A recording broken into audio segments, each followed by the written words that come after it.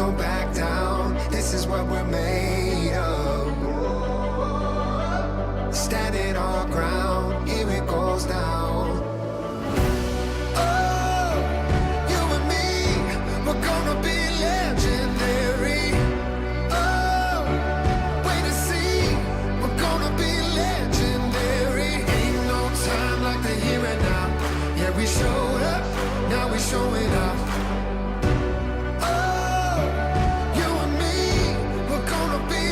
Legendary. Legendary. We're gonna be legendary.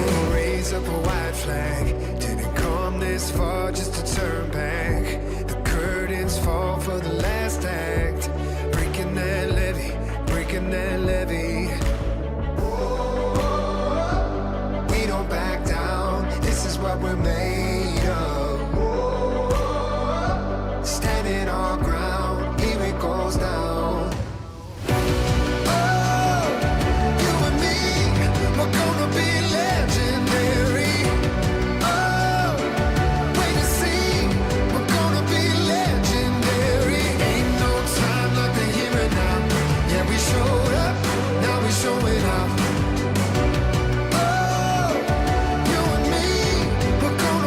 Legendary.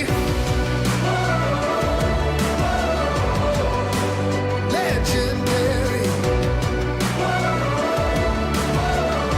We're gonna be legendary. We don't back down, this is what we're made of. Standing our ground, here it goes down. We're gonna be legendary. Oh, wait and see, we're gonna be legendary. Ain't no time like the here and now. Yeah, we showed up, now we showing up.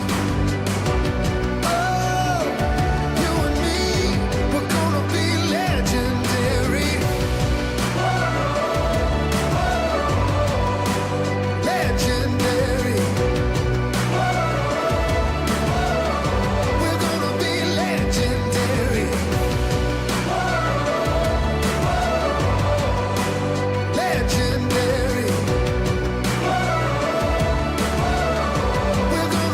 Legendary.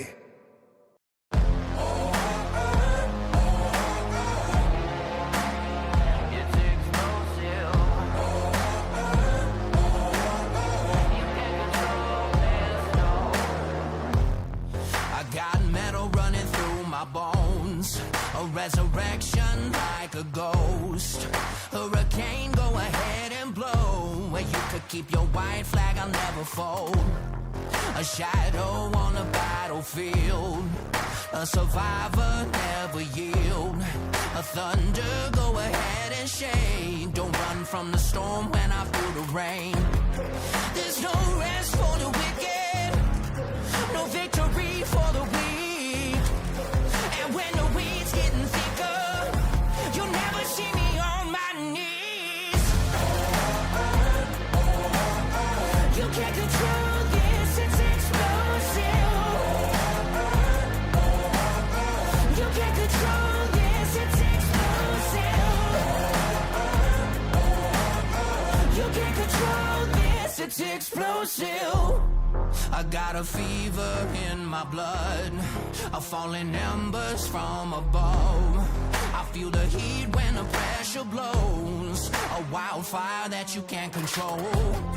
There's no rest for the wicked, no victory for the weak. And when the weeds getting thicker, you'll never see me on my knees. You can't control this, it's explosive. You can't control this, it's explosive. You can't control this, it's explosive. With every beat of my heart, I'll be the light in the dark.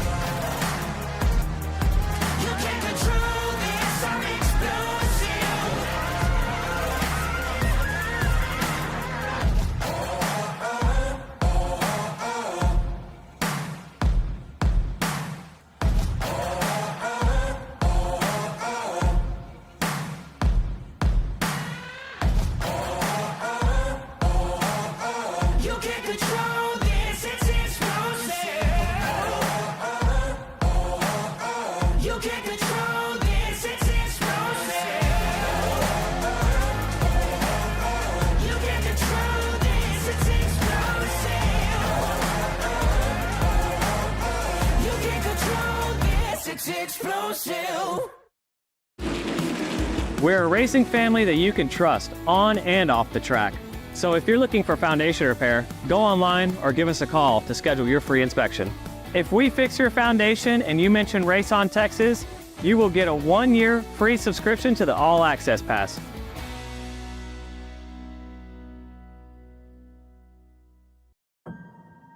Years of speed, 10 years of stories. For the past 10 years, we've been more than just spectators. We've been the heartbeat of local racing, growing alongside the tracks, drivers, and fans who make it all possible.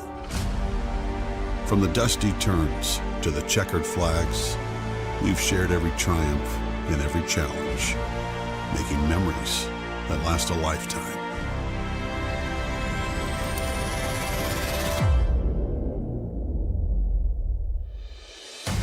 As we mark this milestone, we're not just looking back, we're revving up for the future.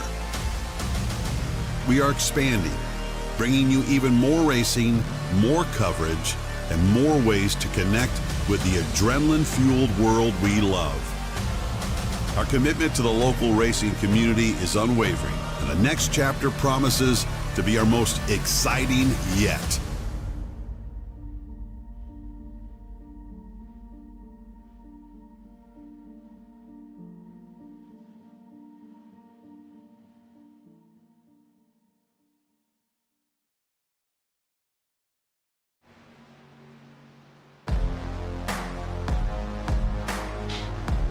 LSRTV presents the Sim Racing Points Truck Series. The season is winding down for a championship in the 2024 B season. And tonight we are ready to roll here on the virtual super speedway. That is the 2.66 mile Talladega. Welcome to coverage of the next round of the Full Throttle Sim Racing Truck Series. I'm Wesley Outland. Jeremy Stanley is alongside. Charles Wooten is on production. Jeremy, we're going super speedway racing tonight. I think this is one of these events that I always love to pencil on the calendar. I love Daytona. I love Talladega. We're ready to see what these guys will do here tonight, draft style. That's right. This 2 weeks, NASCAR is on the Olympic break there. And then, so I guess the theme is super speedways all week. We've seen the official stuff go Daytona. FTSR is electing to go Talladega. So having a little bit of fun on the super speedways side, and looking forward to it. 75 laps, 200 miles, and FTSR always puts on a great show when it comes to these big tracks like this. So I'm expecting nothing different for the Sim Racing Points Truck Series here tonight.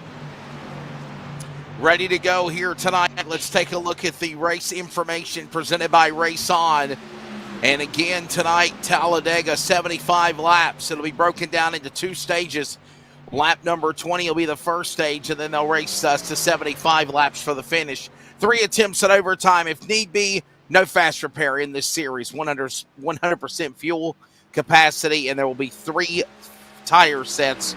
The original that they start the race on, and 2 more in the pit lane. Let's take a look at the weather conditions presented by Kaufman Creative, and look at this now. Wow. Oh boy, look at this, Jeremy. 87 track temp, air temp outside. Partly cloudy, sun's poking out right now, but the track temp is in the triple digits. 120, now it just dropped to 113 degrees. Yeah, I don't know if you noticed when they kicked it over from the session there, it went from partly cloudy back to sun all the way around this 2.6 mile track. So I'm surprised to see the track temp drop 7 degrees. I'd expect that to drop maybe a little bit further on as this race progresses. But thankfully, they're on a super speedway. I don't think it's going to cause any problems here, but it's a really hot surface nonetheless. So, if you're running on the edge on these open setup races, maybe you should think about maybe being a little conservative and tighten that up just a touch. Got a 5-minute clock to, of course, qualify on. There's the 42 MS Motorsports entry. There goes Kyle.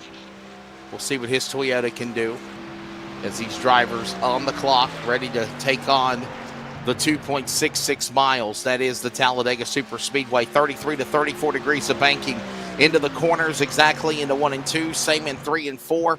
And remember, the start-finish line is not in the middle of the tri-oval like Daytona. It is all the way going to the pit lane exit, going back to turn 1. As, of course, you see Milliken just crossed the line.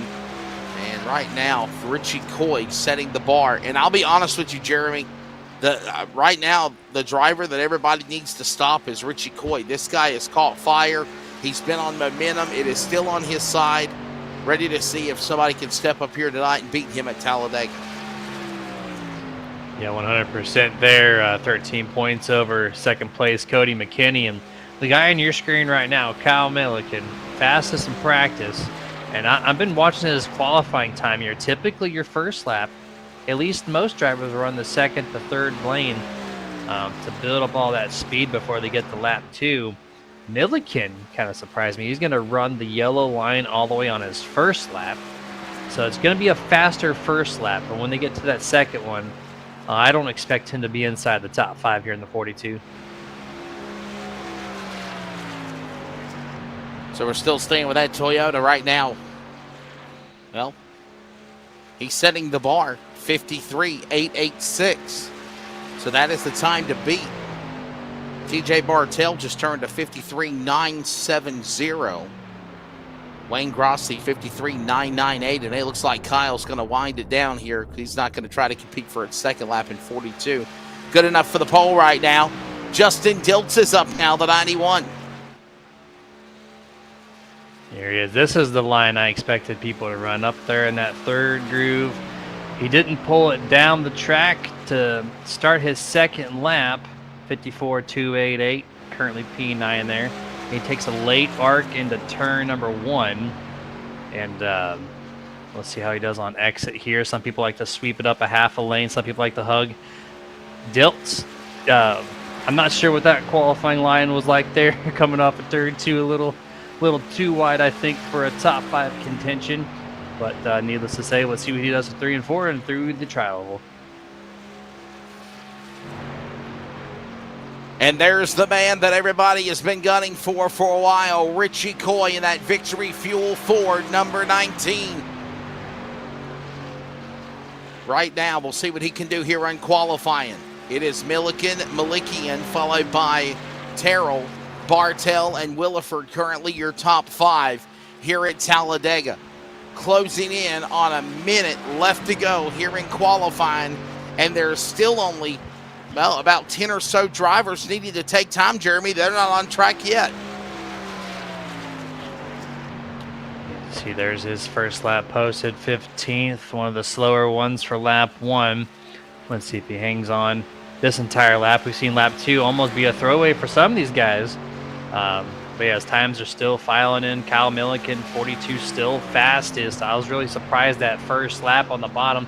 Well, take that back. Lewis Meglin in the 43 just came through and posted the fastest qualifying time with a 53.852, so 3/100ths faster than Kyle Milliken. Alan Duranco files in from Elevated Esports. He's third right now in that Ford truck with a 53.927. Meglin has just went to the top of the board. Lewis Meglin actually 53.852, as Duranco, as Jeremy just mentioned, good enough for third. Right now we see Richie Coy. His time will be way in the back, 17th, 54.112 seconds, and qualifying is about to expire.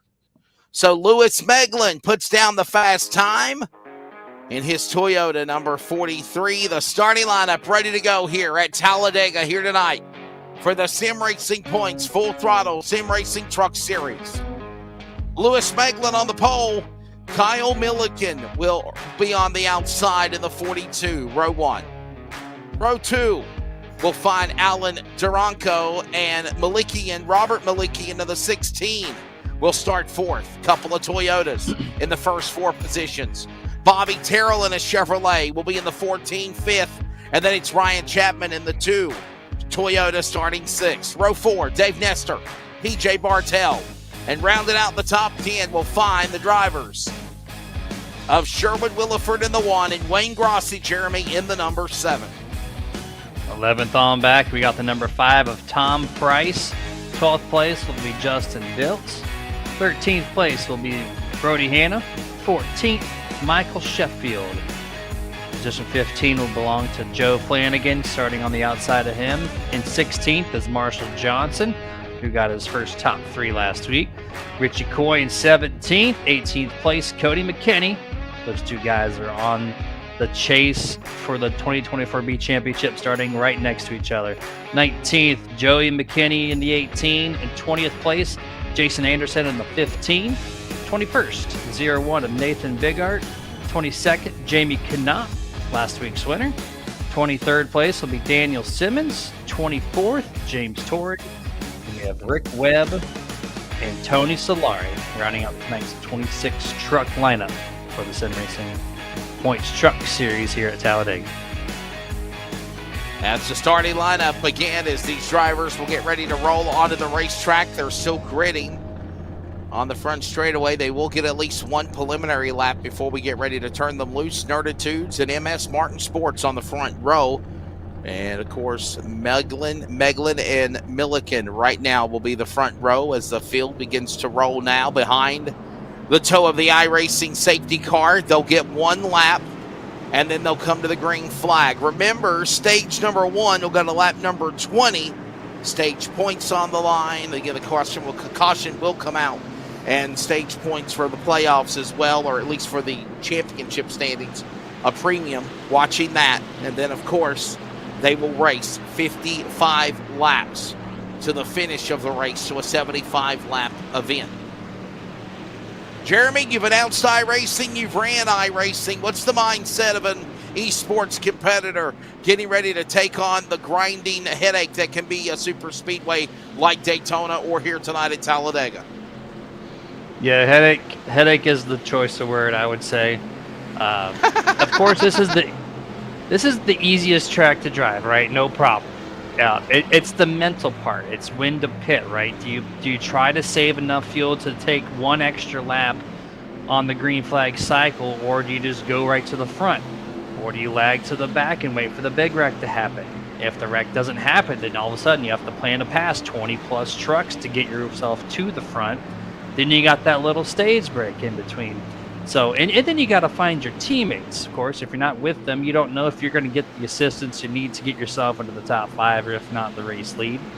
And there's just so much talking that happens in the team channels at any super speedway.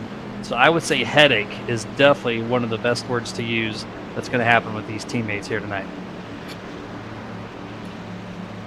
Patience, I believe, also is key, no doubt about it, Jeremy, because this is a long race.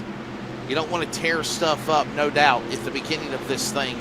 Get in line, ride and drive, start to pick out your teammates and obviously your enemies or your allies, if you will, who you're going to run with. And while that goes on, put yourself into position to make a run for the finish. With that being said, we are ready to go here tonight at Talladega. 75 laps ready to come to the end of the season in the 2024B schedule, and we are green here at Talladega. On the jump, it is Meglin, it is Milliken, it is Duranko, Malikian, Chapman. First 5, throw Terrell in the mix, and the top 3 rows are door to door, working off of that 34 degrees of banking. Jeremy into turn 2. What I've learned this week is there's going to be a lot of parachuting effect. There's so much more drag on these trucks post the last aero update. And so if you break out and try to pass somebody, that truck is really going to slow down, which could cause a lot more positions passed for the race lead here tonight. You see the inside getting that early 3 truck advantage, top 3 single file. Number 2 at Chapman, the first truck on the outside, alongside the number 4 there of Alan Duranko. And the top 3 still holding single file here as they get to the line. Kyle Milliken will lead lap number 1.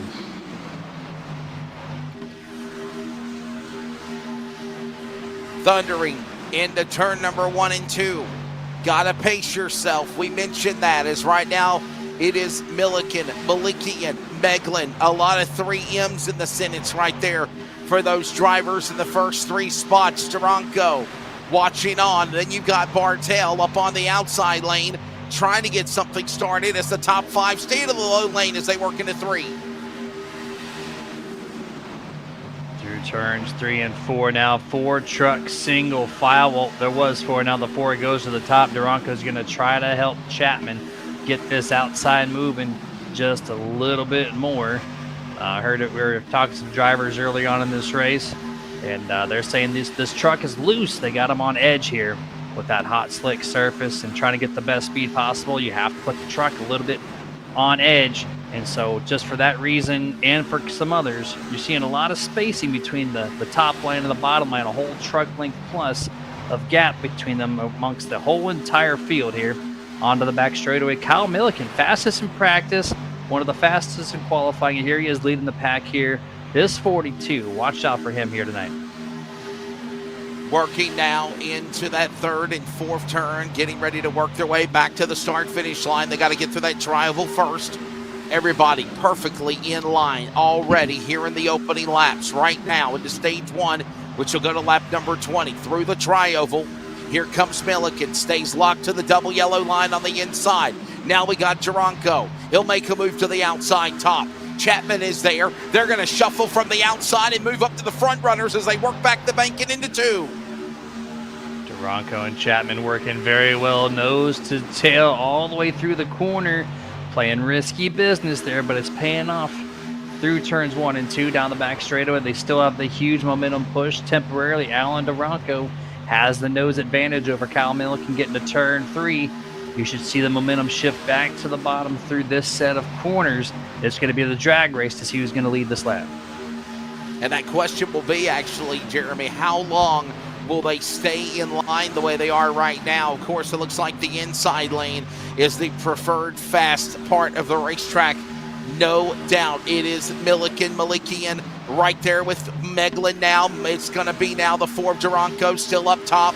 He's trying to get something organized in the middle lane. Nobody has got brave enough to go up top for that 3 wide position just yet as they work again off 2. And you see that 3 truck breakaway happening once more. The outside's trying to get back going, but right now that inside definitely seems to be the preferred groove, as you said. And when we got that really fast truck, the 42 leading the way, obviously this truck at this point, 5 laps in, looks to be a really good truck to be leading the pack. In the 16 there, Malikian, looks like his truck does really good at pushing, just like Ryan Chapman's does in the 2. But here we go to the line here. This time it's a drag race, and Duranko for the first or second lead change, I think, tonight will lead lap number 5. Another solid lap now. Duranko going to be the man in the black Toyota number 4 up on the outside lane. It was a matter of time before the outside lane started getting more of a push than the bottom. Duranko now carries that momentum up top. He's got Chapman now to 2nd in the 2 spot. Now the pole man, Milliken, will fall back to 3rd. Bartel, Malikian top 5, and they'll shuffle back up and go door to door again into 3 and 4.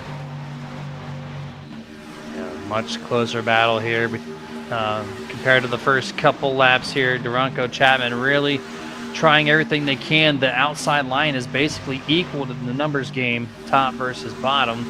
Right now the 42 has the truck advantage, though. Will take the lead back from the number 4, so 3rd lead change here tonight through 6 laps.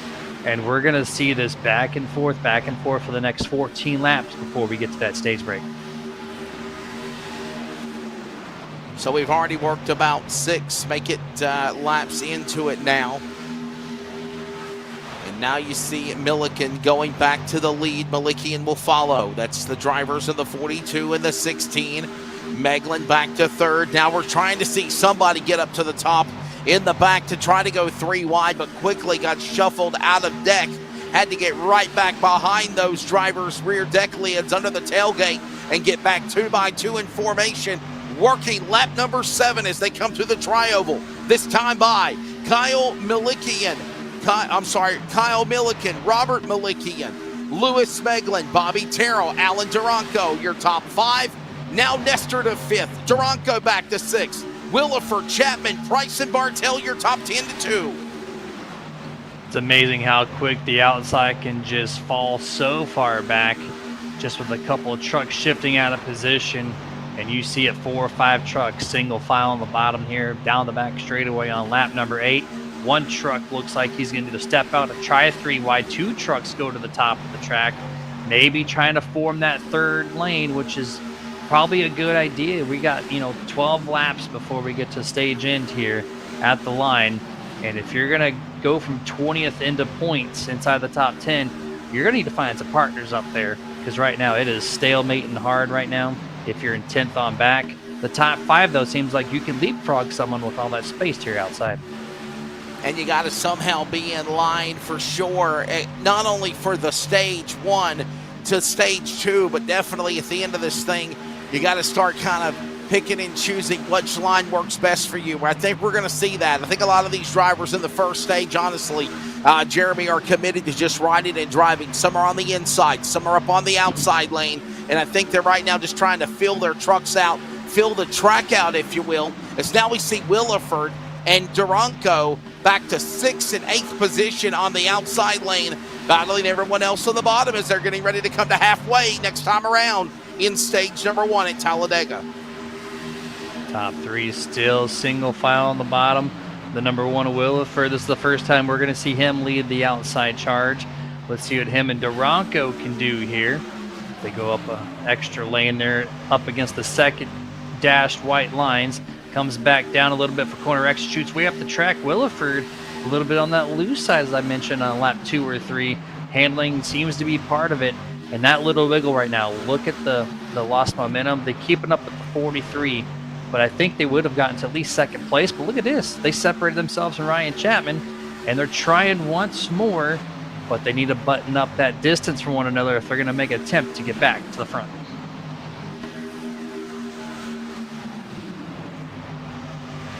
Back into the tri-oval here at Talladega, working now, lap number 10. 10 down, 10 to go in the first stage. Overall, 65 remaining. It is still the driver, Kyle Milliken, leading. Malikian in 2nd. It's still Meglin and Wilford, and they're all right there inside. Top lane still led by Duranko and Williford. Correction, actually, that's the driver of Duranko, and I believe Williford was up there in that part. Now they get back right there, door to door again, Jeremy, as they enter the turn 3 area off the Alabama Gang super stretch and head to the line.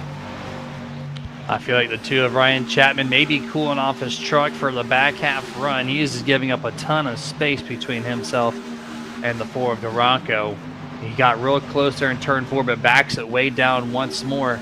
It's either a handling thing for him, or he's just trying to keep that truck cool, but it is affecting how they can tackle the 42, the 16, the 43. Those 3 guys are virtually untouchable right now for the first 12 laps here tonight.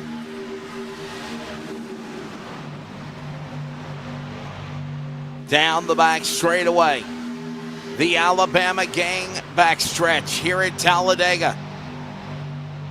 And they thunder, funnel out into turn number 3. They'll shuffle now, in line, inside, outside. Everybody still holding their position, working through 3 and 4. This is Jeremy, this is the best thing you can do right now. I would just say, listen, it's a long race. You know, get in line, find your partners, pick what best works for you for what your truck will handle, and just get through the end of the first stage. Get at least to halfway, and then start putting your chess pieces in order to declare checkmate on the field if you want to be the winning truck tonight. Yeah, I absolutely actually agree with that there. You're trying to get your finish, though. There's points when you get to the 20th lap. You want to be in that top 10, so it promotes just a little bit more of an aggressive race. You see the 3rd line there, maybe you're starting to form here. So if you're inside the top 5, you're comfortable, right? You don't want to push the issue. You're in points, you're good to go, you're comfortable, you're great. But look at this, the outside completely just disassembled when that 3rd lane started, and that's part of that new aero package these trucks have. As soon as you leave that line temporarily, it goes back in a hurry. And that 4 and that number 2 who were inside the top 5, they're going to cross the line this time outside the top 10, 3 wide. Look at this, for 6 rows deep in the back half of the field. they are trying everything now to get back to where they were, which is inside points for stage in 6.5 laps. Milliken, Malikian, Meglin, Terrell, Nestor, top 5. Price, Hannah, Flanagan, Biggert, and Webb. Now the top 10. Correction, Williford has just put himself back into the number 10 spot. And as you see, we're shuffling already 3 wide, and we got trouble. Wreck. Truck in the wall. Somehow they save it. I don't think we have a caution just yet. That's Justin Diltz that went off racetrack, lost it, smacked the wall, keeps on going. We will stay green. No caution as we work to the end of stage number 1 with 6 to go. That looked like that took out a couple trucks. I'm really surprised we're not seeing the yellow flag fly right now, but the back of the field still persistent on this, 3 wide. Richie Coy being one of them, trying to get up there a little bit. Him and Cody McKinney, your points leaders, have really not been able to do much as far as being at front of the field. And I think the 28 Cody McKinney, he's 7 seconds back at that field in 22nd place. He might be pretty well damaged there in that 28, so this could be huge here for Richie Coy if he can keep his truck clean. Yeah, Jeremy, I'm keeping an eye on time and scoring here, and it looks like, obviously, as you mentioned, a multi-truck accident without a caution flag.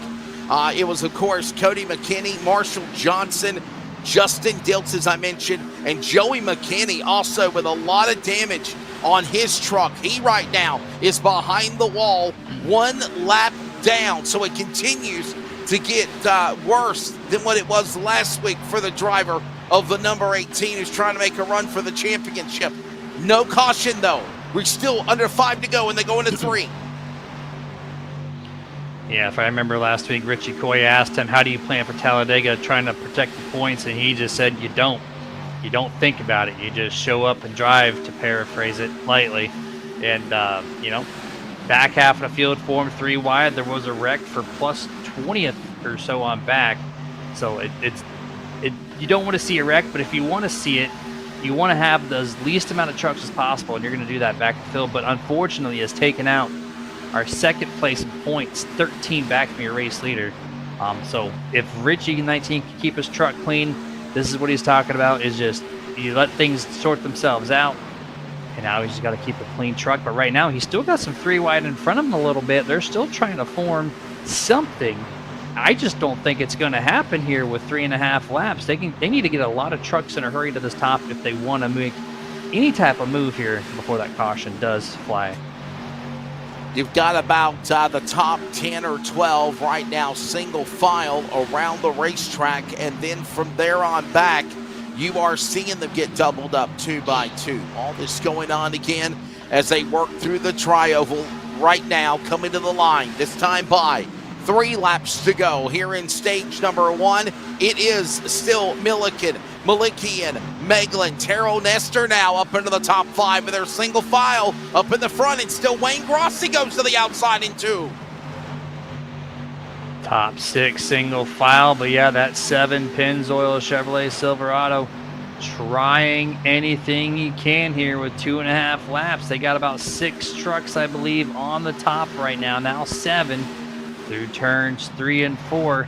The 7's moved up inside the top 5. Now he's got to pass Terrell here for 4th place. Looks like he's going to get to that quarter panel on corner exit. And here we go, Wesley. This might be the race here. Can the 7 truck get into this top 3, which has been hard to crack? And here he is already side by side with the 43. The 7 now to P3 at the line. Look at Wayne Grossi, as Jeremy mentioned, really using the outside to his advantages now. It looks like we've got a driver, Price, free falling, the number 5, falling back all the way to the 20th spot. He dropped to the inside of the racetrack. Somehow we still stay green.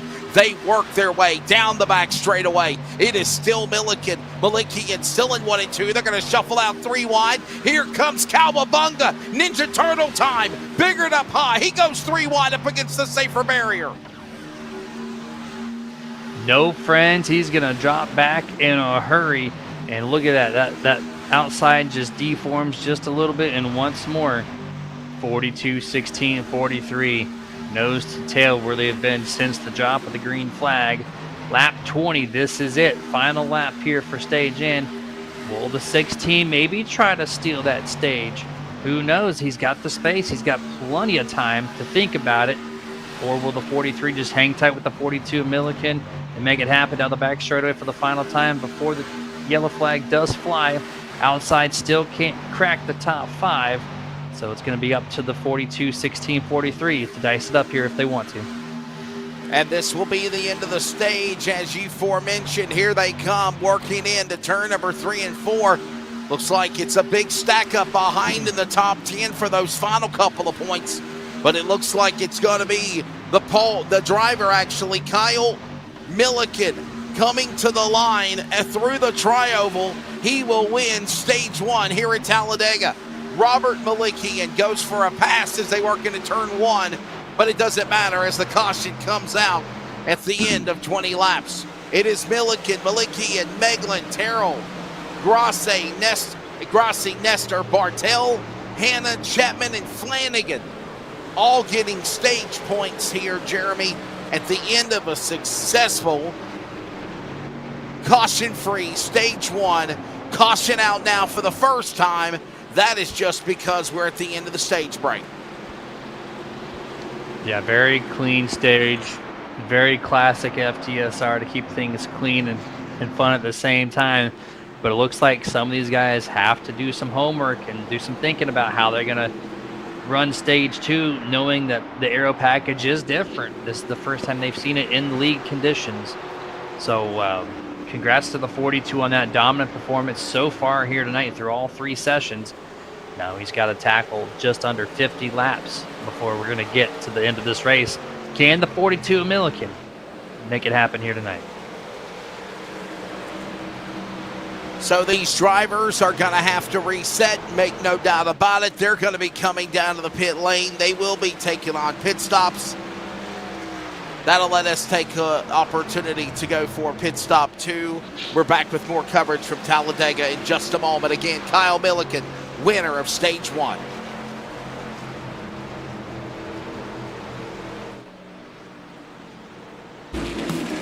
We're a racing family that you can trust on and off the track.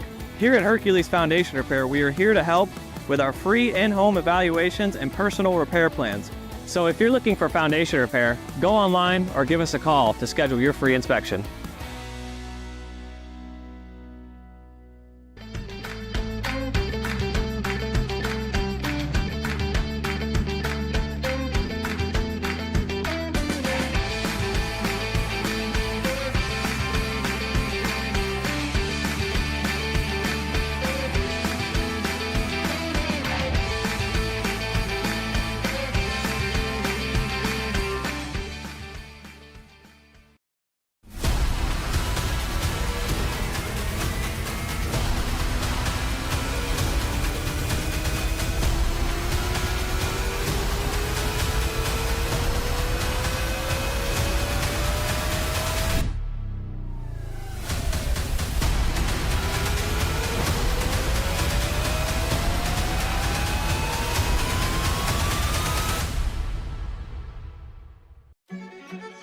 You know, we got people from Canada here tonight. We got people from Australia here tonight. Of course, all over the United States. They're here yearly for this event, and it just keeps getting bigger and better. Talk about big races around the country. You know, folks talk about NASCAR races being huge events and, you know, dirt late model races and all these things being just massive events. Take a look at what you're doing right here. This truly is one of the most massive race events that you're going to find, and it happens right here in Texas, but nothing quite like this. 3, 2, 1. We are off and running at the both sides of the country. Here we go. They head off into turn number 1. There's every type of car, every type of racing incident, wrecks, anything that you want in racing you can find here for 3 hours every night. Funnest time you'll ever have in watching a race will be right here at the Lone Star 600.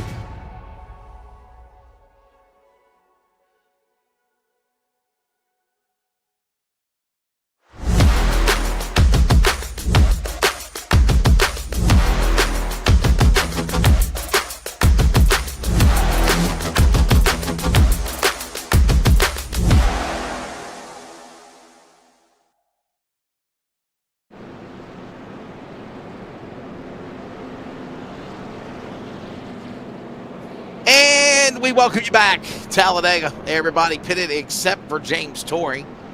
Will he come onto the pit lane now? That's the question. Welcome back to coverage of the Sim Racing Points Full Throttle Sim Racing Truck Series, iRacing on LSRTV. This is round 11 of the 2024 B schedule. I'm Wesley Outlet. Jeremy Stanley is alongside. Charles Wooten is pushing the buttons on production. And so far, clean and green. This only caution is at the end of the stage. Jeremy, what's some things you watched so far as key points in this first stage of the race? We'll watch for the home stretch here as we go back to green next time by.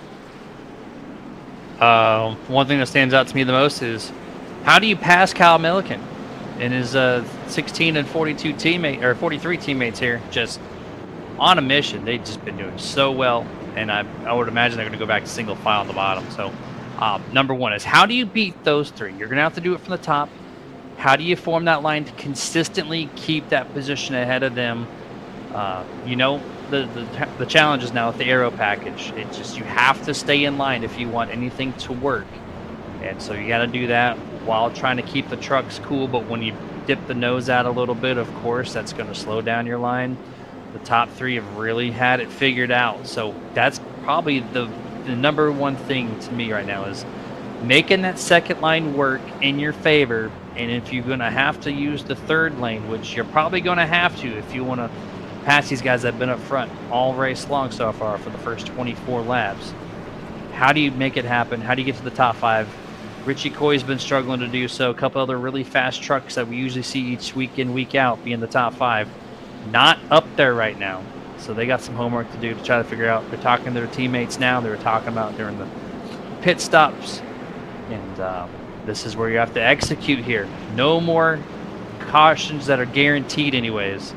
So they're going to have 50 laps to do something about it. We'll certainly keep an eye on that.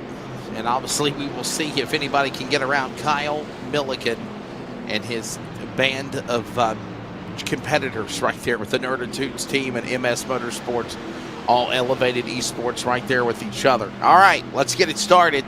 Coming back to green with, it looks like it'll be 50 laps to go, actually 51 laps to go when they come back to the Geico restart zone. Let's set it up for you. Milliken, Megalin, row 1, Maliki and Terrell, row 2, Grossi, Bartel, row 3, Hannah, Nestor, Beggart, and Flanagan.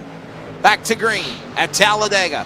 50 laps, over 50 laps to go. And this is the final stage to put yourself into the win column. If you can win the wild card, that is Talladega. They're in 2. My other question, I guess, now is does the 28 of Cody McKinney, did he get all of his damage repaired to get back up here and compete with the 19? But look at that. You see those top three, nose to tail. Actually, no, that's going to be the 14 of Terrell. He sneaks in on the bottom there. Going to separate the 43 from the 16, who's been drafting them all night long. He's going to try to hold that position as best he can. But now we're going to see how the 43, let's see what he can do on the top here. He's got the 20 of TJ Bartel. Don't forget about him. He's third place in points, 17 out of your race leader. So the way Cody McKinney had that crash, if he can't get back up there, TJ's going to be sneaking into second place in points. Then it's off to Richie to try to do some point control. He's now inside the top 10, I think, for the first time tonight. Currently in P9, 26 laps in.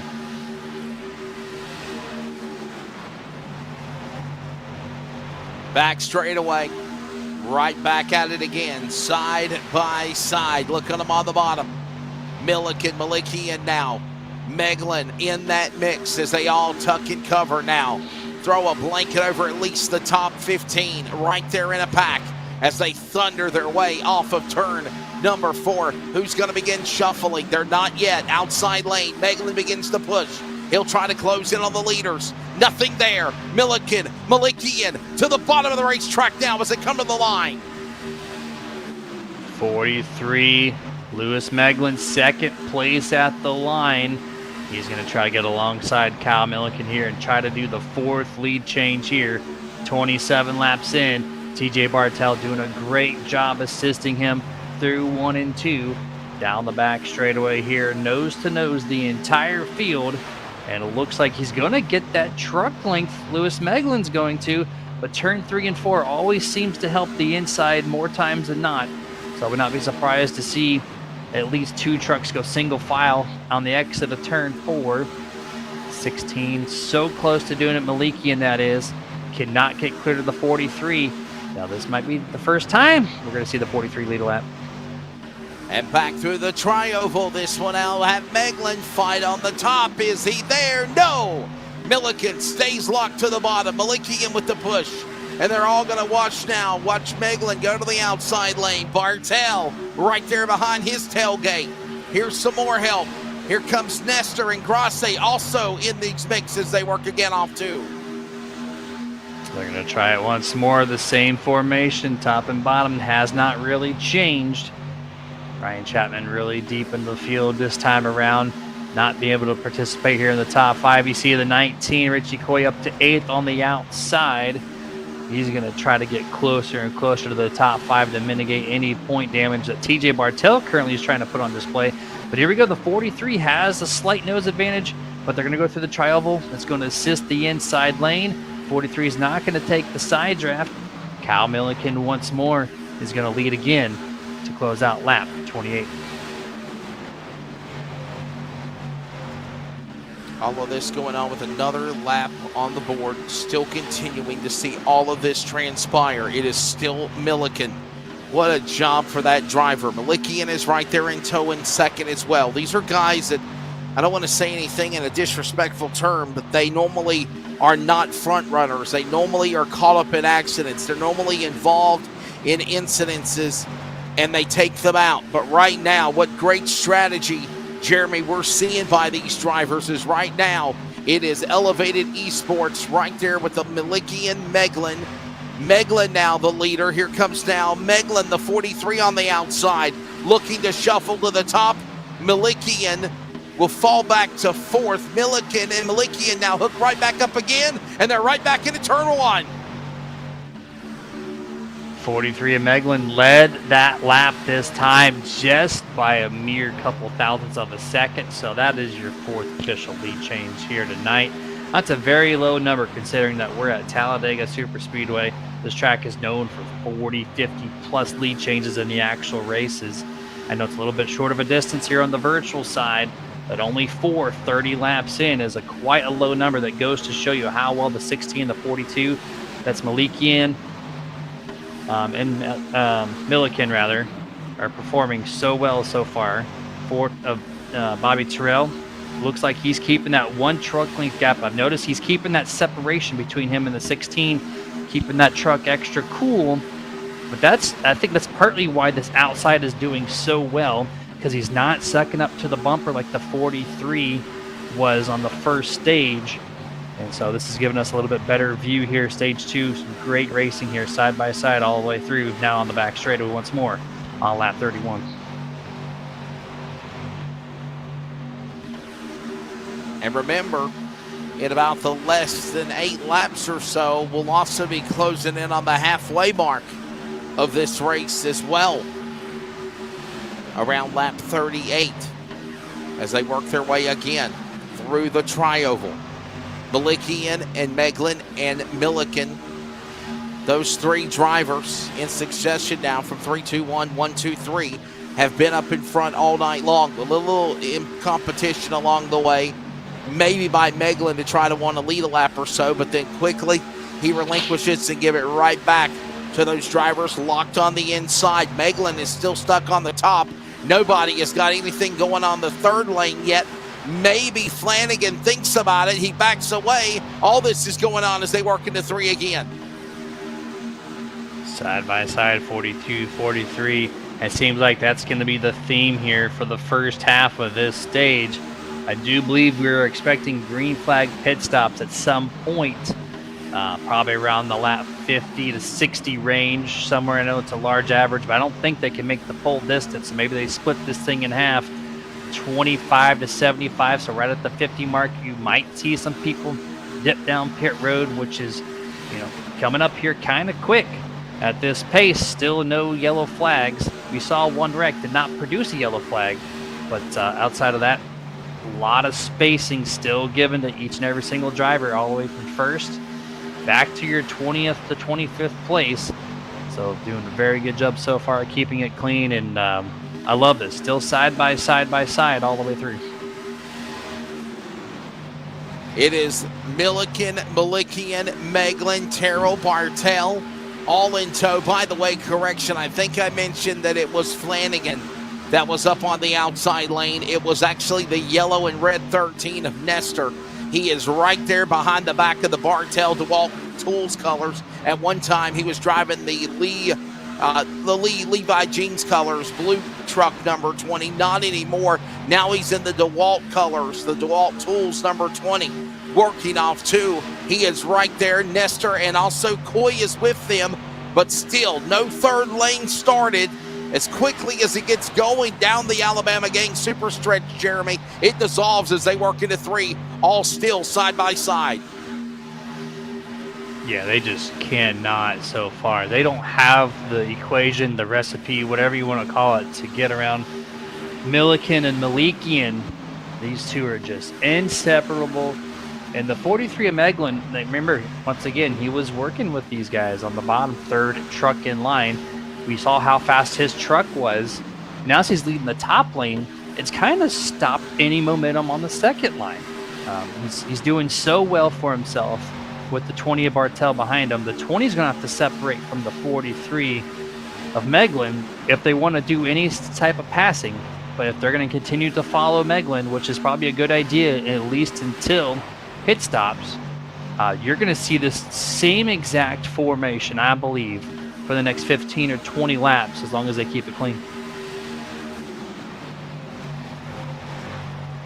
Somehow holding it together as they work their way again off turn 4, thundering down through the tri-oval, in through the start-finish line, back to start-finish through the tri-oval now, heading to the line, and you see again Milliken locked on the bottom. He is catfishing.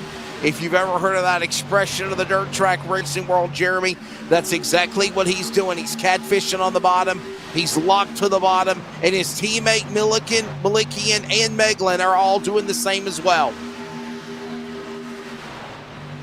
Yeah, I haven't heard that term in a little bit, but I do understand it, and yeah, that's definitely where you want to be. Don't blame them one bit. You don't want to lane control, because it's not going to be worth it here in these trucks right now. 3 and 4 once more on lap 36, coming to 37. 43 still about one, or now a half a truck length back. He let the 1 lap lead. The 42 Kyle Milliken got it back, and it's been just stuck like this. This is a really close chance, but still, quarter of a truck length separates Milliken and Meglin.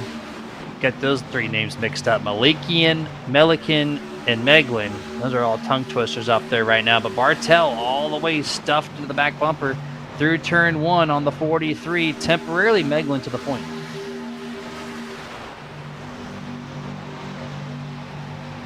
So Meglin now having the opportunity to try to lead some of this race now on the outside lane. He is finally picking up that momentum, but quickly again on the bottom. Milliken throws the block. Malikian right there behind him. Bartel and Meglin try to hook up in a tandem. You're also seeing Richie Coy start to ink and blink and nod on the field as they work through the tri-oval, but somehow he pops back in. The outside just does not have the power that the bottom has, Jeremy, as we're closing in on halfway next time by. Yes, we are, and I see Dave Nestor as well blinking. So 2 of the trucks inside the top 10 on the outside lane, not having the most secure connections to their internet provider. So I wonder if that's going to play a factor later on in this event as we get down into turn 3 once more. Almost the same exact picture, Wesley. We're just looking at the 43 trying his best with TJ Bartel to do anything. It's just they cannot separate the 16 and 42 through the tri-oval once more. This is like Groundhog's Day. Every single lap, you're going to see the 43 get close. Just cannot do it. 42 by half a truck length is that lap there, as we're getting within, I think, probably 10 laps before we see the first green flag pit stop. halfway just a moment ago here at Talladega. 2 trucks, by the way, multiple. Has really separated this entire field, except for when that car or the wreck happened before the stage end. All right, now we still have, it looks like your top 23, 24 trucks, all like you said, within a second and a half, so all within a blanket's distance of one another here. A couple laps to go. Well, actually, look at 13 got a whole truck length plus gap between him and the 20. That's not going to help the outside line do anything. But we see a couple trucks dipping their nose to the 3rd groove. Are they starting to get a little antsy and trying to push the issue, or are they just trying to get the air on the nose of their trucks? I see it once more here at the turns 1 and 2. And unlike stage 1, Wesley, I don't see the handling issue as much. I wonder if they tighten these things up during their pit stop, because I don't see a lot of left and right motion like we did earlier on. And any moment now, in less than 10 laps, we're going to start seeing pit stops. As look at Meglin. Meglin shuffled from the outside to the bottom lane, through the block on Milliken and Malikian. Bartel left, hung out to dry on the outside lane, and now he's got help with Nestor. Coy. But now Meglin says, I want to lead this battle for MS Martin Esports as he goes to the lead here.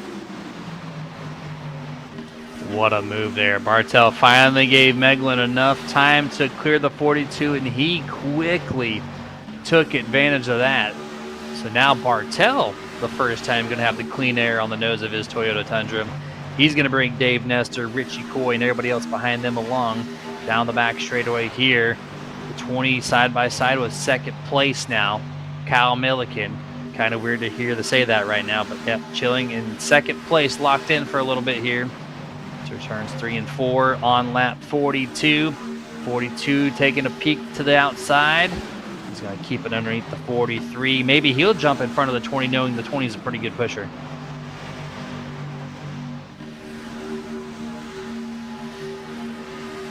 Back to the line. Into 1. Any moment now, pit road is going to become a plethora of activity. The question is when. And here's also the key too, Jeremy.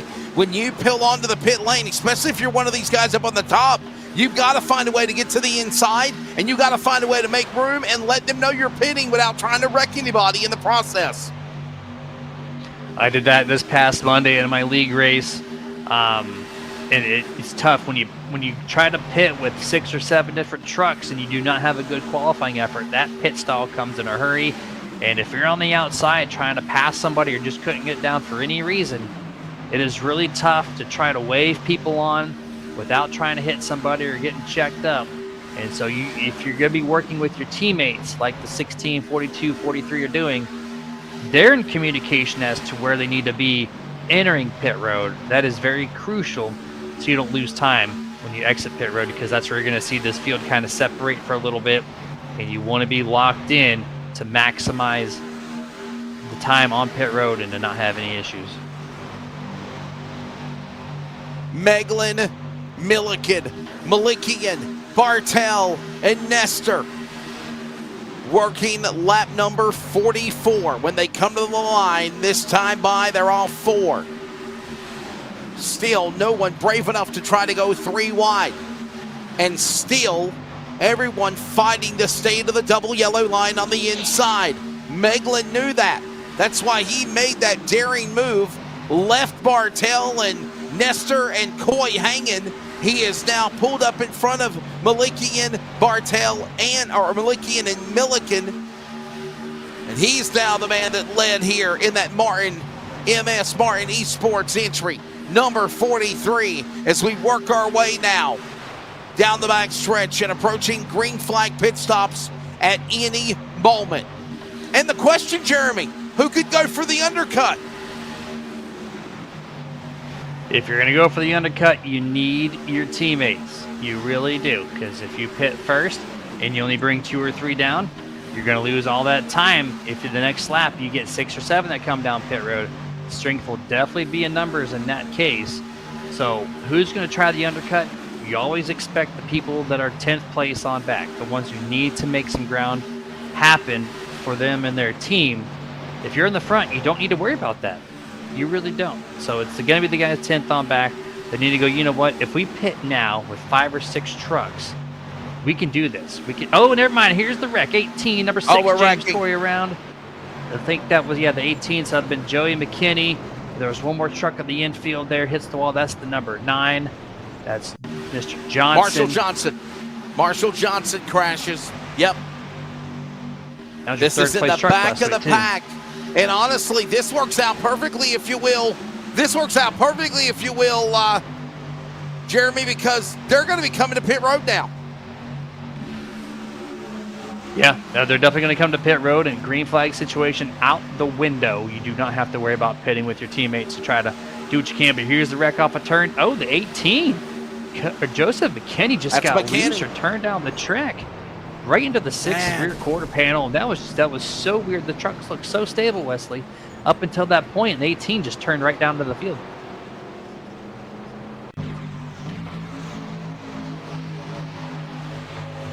Wow. Watch it one more time from up top. Our aerial coverage, as always, brought to you by LSRTV, your home for sim racing.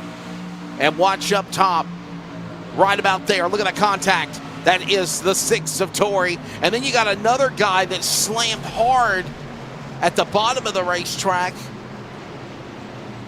Yeah, that was 9 of Marshall Johnson, the 3rd person we brought into that one. Remember, he finished 3rd place last week, trying to carry some momentum into Talladega. Unfortunately, that is not going to play out here this evening at Talladega. But 3 trucks involved in this wreck on lap 46. Heavy damage to at least 2 of them. But here's green flag pit stops. Can the trio 43, 42, 16 stay together as they come down pit road right now? It is officially now coming from iRacing. James Torrey, Joey McKinney, and Marshall Johnson. That's the 6, the 18, and the 9 involved in that accident that Jeremy mentioned on the Alabama Gang Super Stretch to put us under our 2nd caution, first for an on-track incident here. And pit road is a busy place. Only guy not pitting, Jason Anderson. What were you thinking? He pitted on lap 22. Everyone else is on pit road, Jeremy. And could you say money stop? Not for the 43. He overshot his stall, had a backup. You saw it directly on your camera. And it's going to cost him 1, 2, 3, 4 positions, almost 5 as Dave Nestor almost passed him. So that's going to hurt for the 43. So Meglin in first, out 7th. Jason Anderson did not pit. Last time he pitted was on lap number 22. The 15 now leads. Bartel, Milliken, Terrell, Malikian. It's now your new top 5 as we step away, ready for the final corner here at Talladega next. Drag race to the line.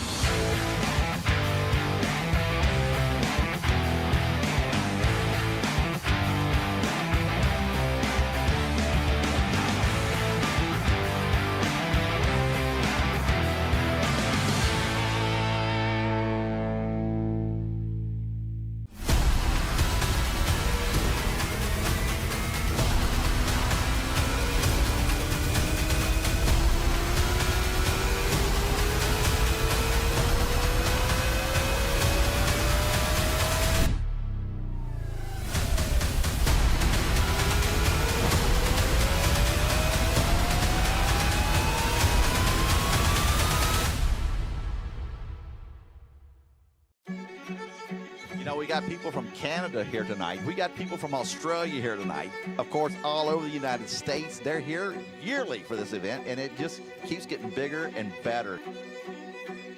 Talk about big races around the country. You know, folks talk about NASCAR races being huge events and, you know, dirt late model races and all these things being just massive events. Take a look at what you're doing right here.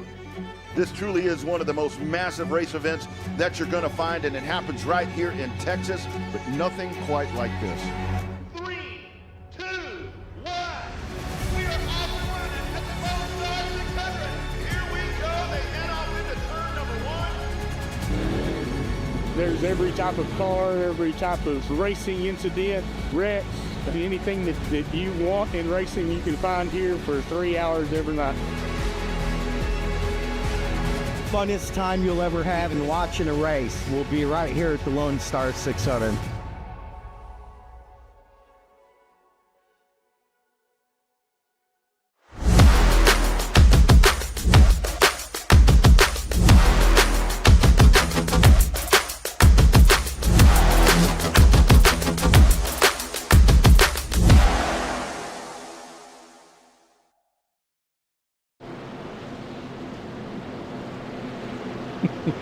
Welcome back to Talladega Super Speedway as we approach the final 25 laps. Actually, to be honest with you, there is actually 27 laps to go, 26 when they come back to the Geico restart zone. Jeremy Stanley, I'm Wesley Outlet, Charles Whoopnot Production. Second caution of the race. Jeremy, cautions breed cautions, or do you think we're going to get back in line and ride and drive for the finish of this thing, brother? I think that answer is going to be in the top 5 right now. You see the 43-16. Those two are hooked up. They're going to be great on the inside. But the outside here, you got the 66. Is that it right there with the 14 of Terrell? Terrell leading the thing here on the outside. This is a new name up on the top. So if you can maintain a great pace, you see right there in front of the 42. Jason Anderson, you said, or you called it out, he did not pit. He elects to not only lead the lap, but he's going to stay out. He's going to be up front here. Very, very interesting call from Anderson. He's going to still have to pit. There's no question about it. So I guess he's hoping for your thing, reset cautions, breed cautions, and maybe he's going to be up front. You ever heard of the cliche, bringing a knife to a gunfight? That's exactly what Jason Anderson has, because that 25 truck, last time he pitted, was on lap number 22. And he is free falling. Somebody's free falling. I don't think it's Anderson, though. As right now we pick him up down the back straightaway. Look at Anderson. Pull away, but not for long, though, Jeremy. That draft's going to swallow him up as they go to the back straightaway. With ease, they quickly split Anderson. And just like that, he's going to go to the bottom of the track. Why did you not pit? That is, it's just, it mind boggles, man. You had all the time to pit on the second lap around, elects not to do it, and now he is just tumbling so far back there. But 42, 16, 43, do you remember this trio? Yeah, well, they're married once more back to the bottom here to complete lap 50. Bartel and Terrell, those two guys, the 20 and the 48, or the 4 truck rather, now going to run here on the top. From the penthouse to the outhouse, as they call it right now, for that driver of the number 25. And he has shuffled, believe it or not, all the way back to, man, where did he end up right now? Tomlin had scored and he picked him up yet. Where did he go to? Oh, he's all the way back in 22nd. And 5 seconds back. I figured he would have pitted. He did. Now, the question is just, Jeremy, as they work to the line now with under 25 laps to go, 24 remaining when they come to the line, can they run to the finish, and do they have enough fuel to go to overtime if it comes to that as well, pitting on lap 47? Finish, yes. Overtime, I don't know. That's going to be close. They get 3 overtime attempts. The first one, if they go that, possibly. The second one, I don't think so. I think that'll be where they have to come down to top off one last time. But that's my predicament right now anyways, is to say 1 yes, 2 no. So they're right in that bubble there. But if they keep this green flag racing up like they have, I don't think that'll be an issue to go to that second or third overtime. We'll watch it as they'll work their way back through the tri-oval, heading back down the start-finish.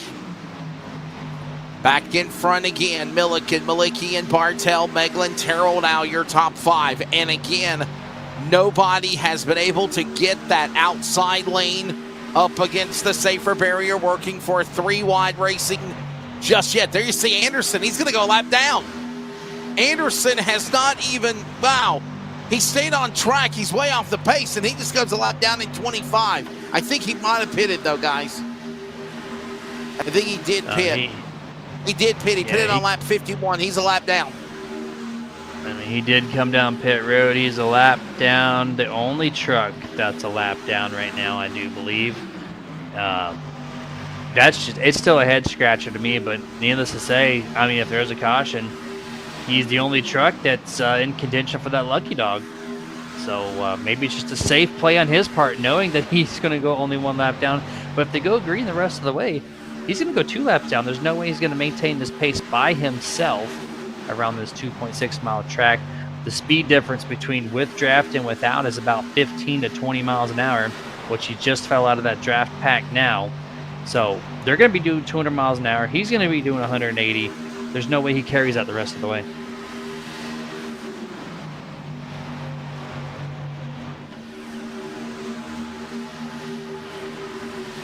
Here they come, working through turn 4. Thundering down into the tri-oval. A little bit of a shuffle from the outside lane. If they even think about trying to go for a spot to move by another one, they quickly tuck tail, get right back in line from nose to tailgate, if you will. One more time from the front leaders, the caboose that leads the way. Kyle Milliken up in front. He is the man up in that top spot as they work down that back straightaway. Bartel can't crack past second place right now. Remember, early on in this race, Bartel was able to make a 43 of Lewis Meglin your leader by pushing him far enough ahead of the 42 of Milliken to pass him to run the inside lane. But that's being the pusher in second place. Bobby Terrell in the 14 has not had the best of pushing abilities so far from what I've seen. He's getting the 20 of Bartel right now into that 3rd to 2nd place, but no more. You see a little bit smaller pack than what we had before the caution break, but it's still side by side by side. There's a little bit more side to side motion, Wesley. I've seen it. I don't know if it's just a little bit more on edge setup or if they're just trying to, I'm not sure, but you see a lot of movement there, a lot of snaking back and forth here on the back straightaway now. Snaking, if you will, like IndyCar. Open wheel. And these drivers trying to get in the line. And also, for the first time, Jeremy, today, massive cloud cover around the racetrack also as we close in on 55 completed, 20 to go, 19 at the line. Let's take a look real quickly at the weather conditions presented by Kaufman Creative. Look at this now on the bottom right of the monitor as we near under 20 to go. Remember the temperatures where they were earlier. Air temp still the same in sim time, but the track temp has came down a little bit. As now we move our way back under mostly cloudy. It is really cloudy over this racetrack as these drivers work their way just around the 4 p.m. Central hour here at Talladega. Yeah, it looks like it's going to be mostly cloudy, just like my house will be all weekend long here in the southeast corner as a hurricane's trying to form. Struggling a little bit right now, but needless to say, you're seeing the cloud coverage here. It was 120 degrees on surface in practice. It dropped to 113 for qualifying, and then we're down another 6 degrees here, 107. Or no, you said 103, so 10-degree drop. So a total of 17 difference between practice and now with cloud coverage, so maybe that changes the handling just a little bit. I'm sure it adds a little more grip to these trucks, but at the same token, they're doing a little more side to side. They're staggering out a little bit more. So I don't know if they're just trying to pick up the urgency a little bit, but pretty calm back straightaway this time though. While we approach under 20 laps to go as well. Something we haven't mentioned tonight as well, the Virginia811.com race summary of the events as they work through the tribal. Here's a look at that thanks to our buddy Brian Morehouse. 2 cautions, 3 caution laps total, and 11 lead changes. It has been, no doubt, Milliken, Malikian, and Meglin, the front runners. Now Bartel sticks his nose on the outside lane to try to go to third. He's got Terrell to go with him. And we might have had to try to go with 3 wide. A little bravery by Nathan Biggert. He's been the only driver that has tried to stick it 3 wide earlier tonight. Jeremy, if you remember the Ninja Turtle truck, and then he thought better of it, he got right back in line, and he does it again, going to 3 and 4. Trying to make some moves, being the Lone Ranger to do so. You're going to need your partners, of course, but appreciate what he's trying to do there in the 0-1 down the front straightaway into the tri-oval. With 16 laps to go at the line, the 42, of course, leading with the 16. So Kyle Milliken and Malikian, those two still running the bottom. Bartel still on the top with Bobby Terrell on the outside.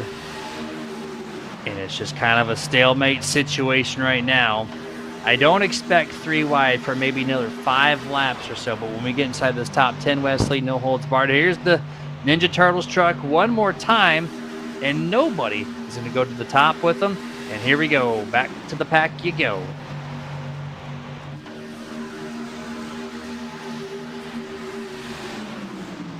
"16 laps to go." Shuffling down into the corner again. Milliken, Malikian, Bartel up high. Meglin on the bottom. There's Grossi in the 7. He helps Meglin. And so does also Knopf in the 35. The 23 also on the bottom. Getting them in order. Getting those chess pieces ready for checkmate. With 15 to go at Talladega, they thunder off 2 with the top 3 single file. Very familiar sight right now for the top half of the field. The inside's got to be talking to some of these drivers, maybe even private chat through the iRacing service alone to say, hey, maybe we should hook up and try to pass these guys. We need to do something right now. Literally no motion, no changing in position through the entire field for the past 10 laps. They're going to need to form something different if they want different results right now. Deadlocked. 14 laps to go. 42. Milliken still at the point.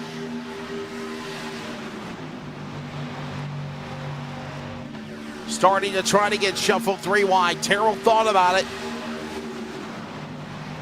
So did Knopf. Winner last week. Trying to get back in order again as they work again. There's the shuffle. Terrell got a little aggressive there. Got impatient, if you will. And now everyone is stacked up 2 by 2. We're 2-stepping up the banking here at Talladega. Almost up to 11 stories. 33, 34 degrees of banking now. Working off turn 4. Coming to the line in the home stretch here at Talladega.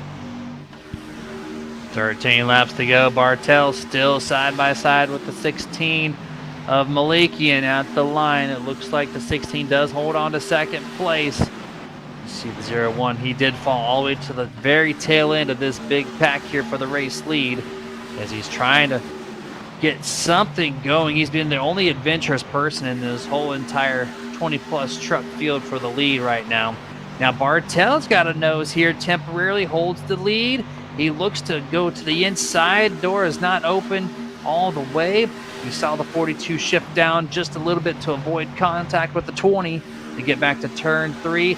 42 solely has the lead once more. 14's going to close in just a little bit here down the front straightaway into the tri-oval. Same story though. We almost saw the pass with the 20 up to the front on the inside. Not able to make the pass, and once more, Cal Milliken at the lead. 12 laps to go.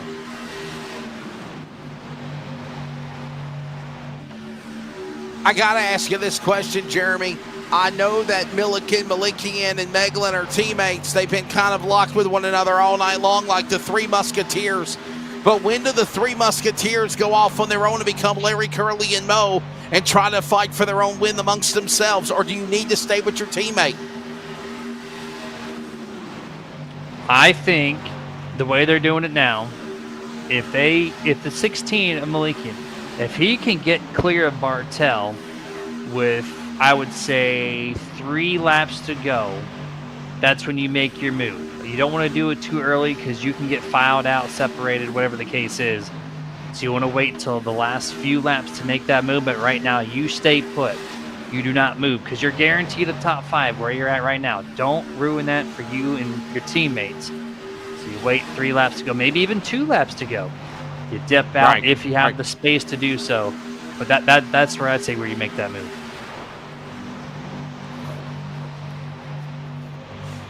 It'll happen in a blink of an eye as we right now approach. As we approach the nearing of this one. Here they come. Working off turn number 3 and 4. Coming down to the tri-oval. Everybody still in a pack on the inside. Milliken the leader. And this time around, lap number 65 will flash on the flag stand. 10 to go on the scoring pylon. And now the run to the finish is on. 10 to go. It's been a dandy. It's been a quiet race, actually, for that matter. Had a couple of scares in the back of the pack for the most part, Jeremy, but now I think it's game on. It's got to be. You see the next time by a single digits of laps left to go here. So you're going to see the pickup somewhere.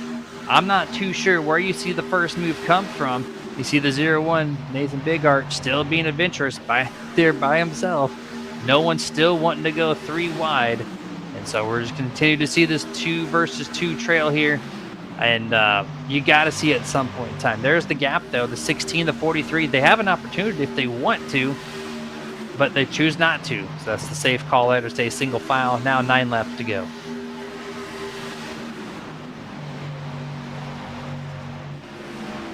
It just seems to me right now the track has locked down on the bottom, and Milliken knows it. Lap traffic up ahead. I believe this is Anderson again. He'll go 2 laps down to the 25 as they're going to run him down like a lost cause easily. Best thing for the 25 to do is get to the bottom of the racetrack and get out of the way. Right now, truck going up high. I think that's Torrey trying to go 3 wide. He's going to take Bigger with him. Torrey and Bigger trying to get that 3rd lane going. It just can't get started, Jeremy, as they work off 4. Remember the 6, James Torrey was involved in that wreck a little bit past halfway in stage 2, or the beginning part of it anyways. And he's still in the fight here, trying to do something. Oh, he got a lap track at the top. This is not going to help a formation 3 wide at That's the Anderson. moment. That's Anderson. That's the 2nd lap down, officially out of this event, unless there's miraculously some cautions, and they're going to choke up the top. They're going to go 4 wide. Almost makes contact with one of the trucks there, but they stay clear of one another down the back straightaway. Almost into turn 3. They go back to 2x2. That was quickly cycled out, but here comes the 6. He's going to try it with the 0-1 one more time, see if they can pick up some friends along the way. Friends, got to have them. Friends, you got to need them. The question is, when will they turn on you? Or will they stick with you here at Talladega? To the line, this time by 7 laps to go. Lap 68 on the board. And it is still Milliken right on the inside like he's been all night long. There's Grassi, shoved, a push, a little bang, a side draft. Terrell and Bartel almost into the 7. Somehow they hold it together. We're going to go 3 wide. He thought about it, threw the block off 2. Blocked him off there for sure. Goes back to 2 wide once more. Some separation there amongst the bottom and the top, about a truck length and a half on each side, around 7th or 8th place. They're going to bring it a little bit closer here, coming to 6 to go at the line here. The 6, the 0-1 of the back, still trying to find any friends for them to get the momentum going, but it's not going to happen here down the front straightaway into the tri-oval once more. Bartel side by side with 3rd place, 43, Lewis Meglin. Not going to be able to do anything, though, for the top 2. Now we officially have the 6 laps to go. 6 remaining. Jeremy, you know, amongst all of the announcing I've done in dirt, sometimes the expression used is the top has locked. The top is locked up. You're connected to the bottom. Do you feel like that's happened here tonight? Like nobody is brave enough to go to the top, or is the outside lane just not working because of the weather conditions, because of the trucks? You see the 6 and the 0-1. They're trying. They're just in a stalemate up there. You can do it. You just need a lot of people to do it, and you all need to do it at the same exact time. The aero package is more difficult than ever, so you're going to need that assistance right away to get to the top lane. If you can take the air off the spoiler, off the inside truck, you can advance pretty quick. But like I said, you need those strength in numbers, and if you don't have that communication going, then yeah, at that point, the top will be locked, and it'll be just decided between the 20 and the 42, unless something happens amongst them. But right now, yeah, it's looking like it's going to be the 20 versus the 42, I believe, unless somebody, here we go, 3 wide Here here. we go. This is Here for we go. 5th place, dipping out. Turn 3, You're you see the exactly 35. right. That's Knopf. Jamie Knopf, as you mentioned, Jeremy, winner last week. Jumping out of line. He's going to get it started for that 3rd line finally with 4 to go at the line. The number 5 of Price also jumps in front of the 6 James Torrey, so it's going to be a 5-truck attempt on the out. Oh, here comes the 4, Alan Duranko. Oh, baby. 6 trucks now at the top, and here we are. We're going to see if that top line is locked or if there's finally something to feast on up there. It's go time now. It's a feeding frenzy, as you mentioned, Jeremy, and they're chomping at the bit to go to the top shelf.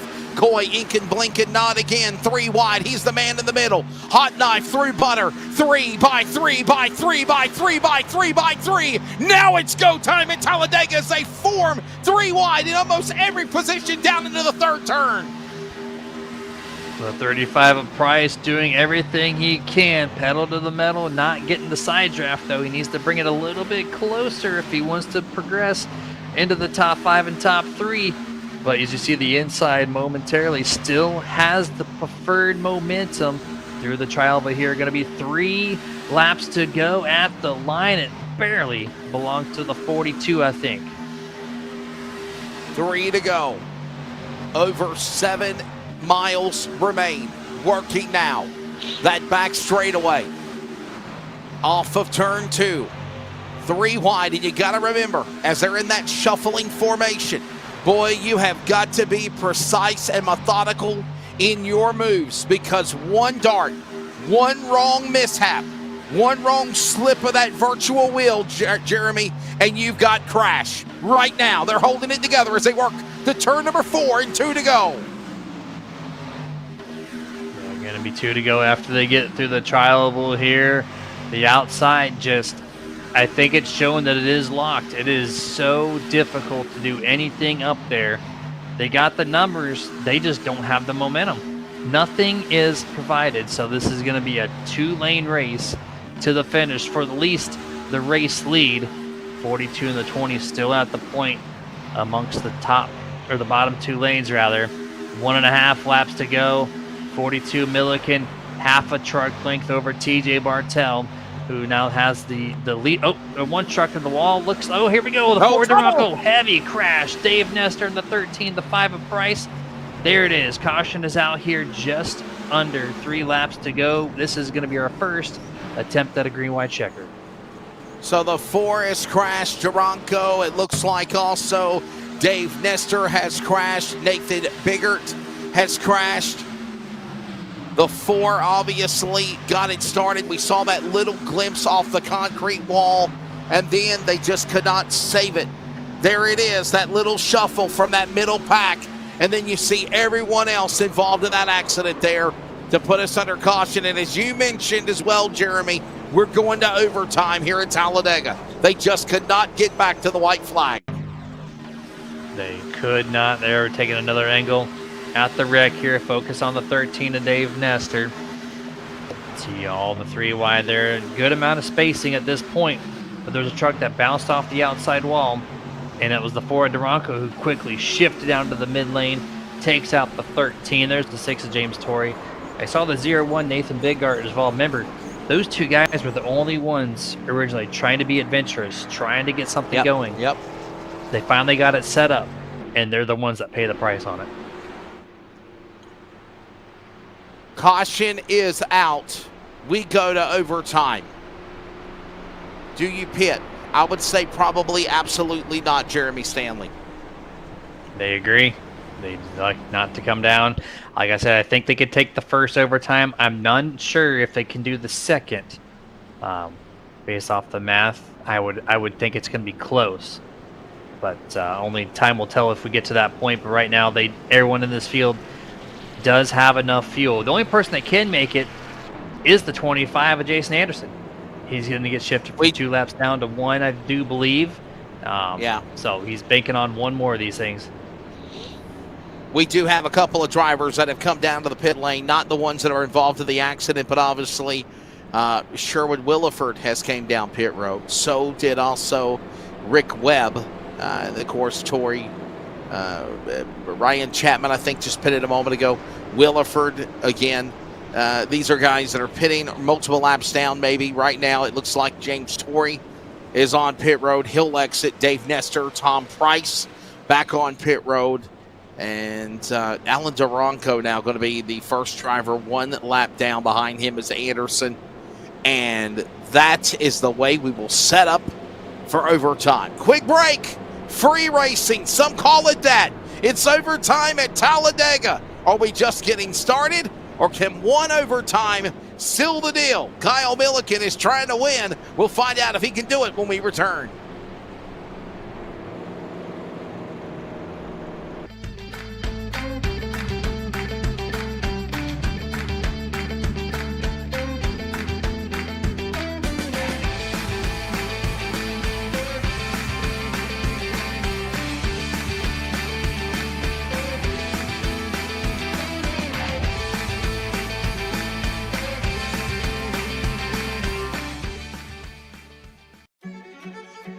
We got people from Canada here tonight. We got people from Australia here tonight. Of course, all over the United States. They're here yearly for this event, and it just keeps getting bigger and better.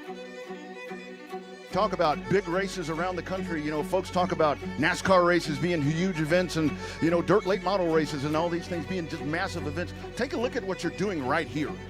This truly is one of the most massive race events that you're going to find, and it happens right here in Texas, but nothing quite like this. 3, 2, 1. We are off and running at the both sides of the country. Here we go. They head off into turn number 1. There's every type of car, every type of racing incident, wrecks, anything that you want in racing you can find here for 3 hours every night. Funnest time you'll ever have in watching a race will be right here at the Lone Star 600.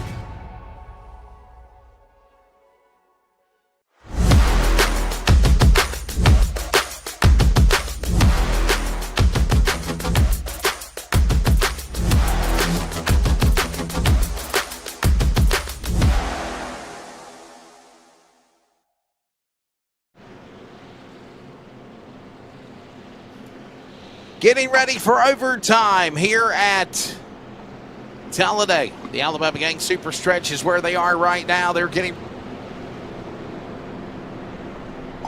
We'll get ready for this one. All right, let's set it up for you now. Overtime rules here at Talladega.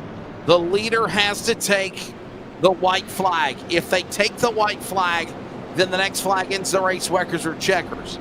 If they do not, they get 2 other attempts. At the 3rd attempt, if they cannot seal the deal and get that checkered flag or that CRN1 to go before the checkered flag, then the race is considered official at time of caution based on the running order. And then we'll try to determine the rest of the lineup here. But I got a feeling, you know, Jeremy, we were talking about this during TV timeout.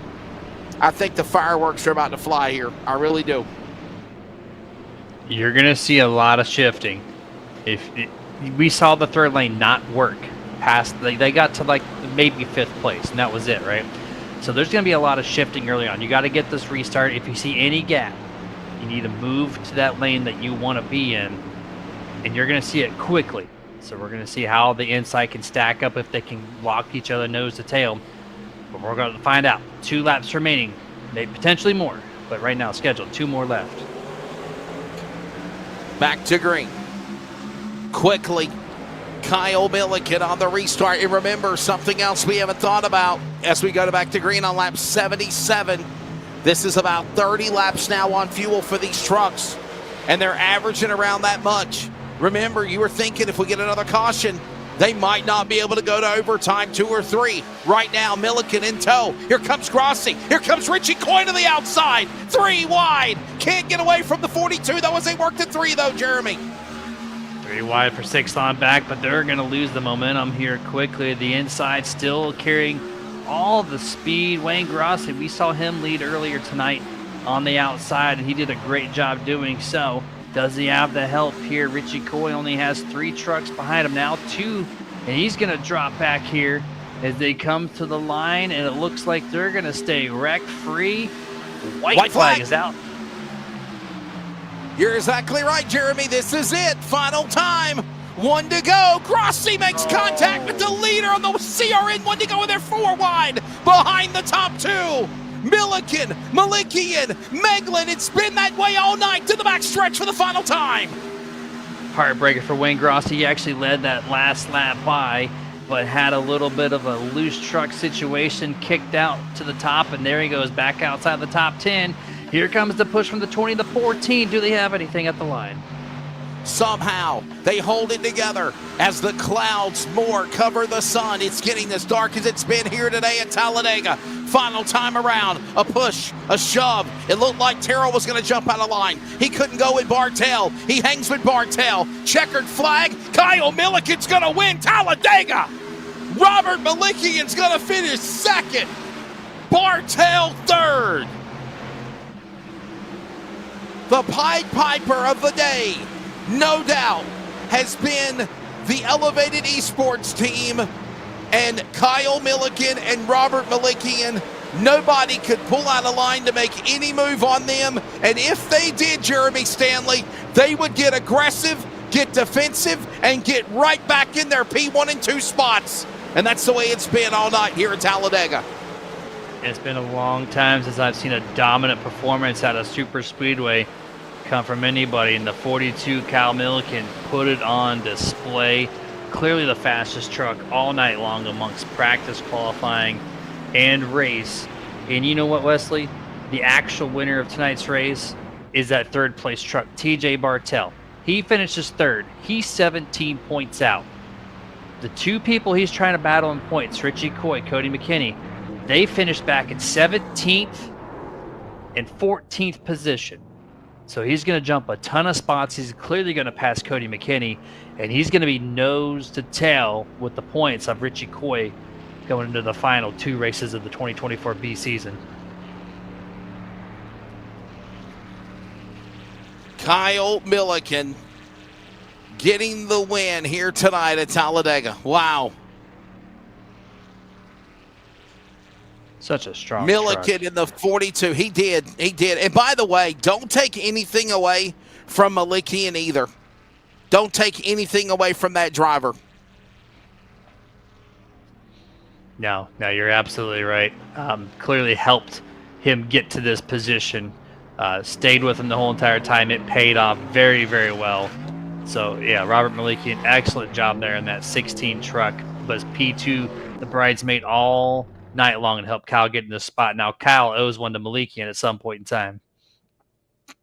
Results from Talladega, here they are. Kyle Milliken getting the win with the help of his teammate Robert Malikian in 16. Probably one of the best runs I've seen by those guys tonight. TJ Bartel will finish third. Lewis Meglin was right there in the battle earlier in the top 3. He fell back to 4th. Bobby Terrell 5th. Ryan Chapman, Daniel Simmons, Michael Sheffield, Nathan Biggert, even though got caught up in the big one, he rallies back to finish 9th, Jeremy, and Rick Webb in the 54 with another solid top 10.